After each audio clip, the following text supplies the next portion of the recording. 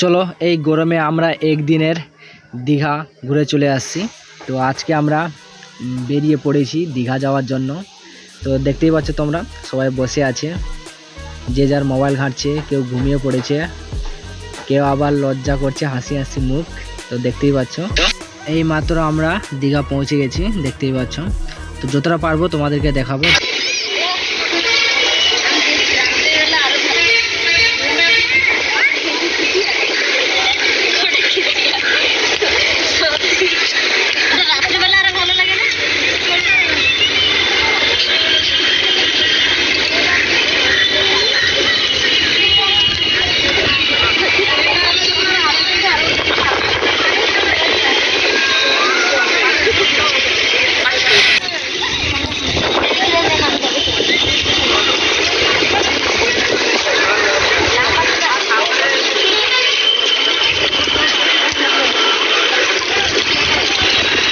আমি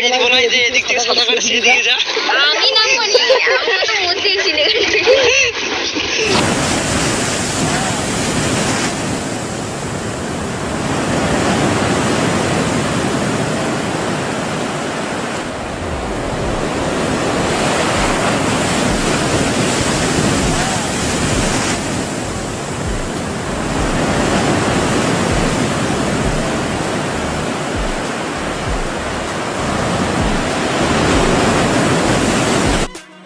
অনেকক্ষণ দাঁড়িয়ে দাঁড়িয়ে আমরা এখানেই বেশ দেখছি।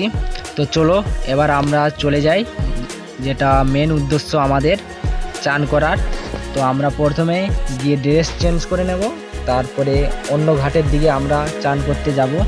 তো এখন আমরা গাড়ির দিকে যাচ্ছি, এরপরে চান করতে যাব।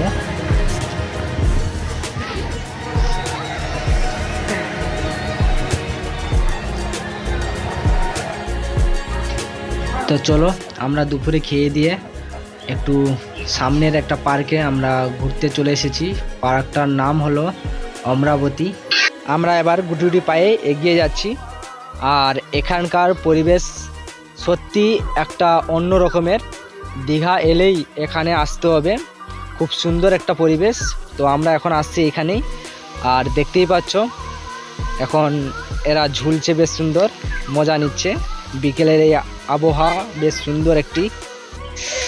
এখানে বাচ্চাদের খেলার জন্য অনেক রকমের জিনিস বানিয়ে রেখেছে, দেখতে পাচ্ছ কত সুন্দর একটা জায়গা। আর দেখতে পাচ্ছ ওখানে বসার জায়গা রয়েছে।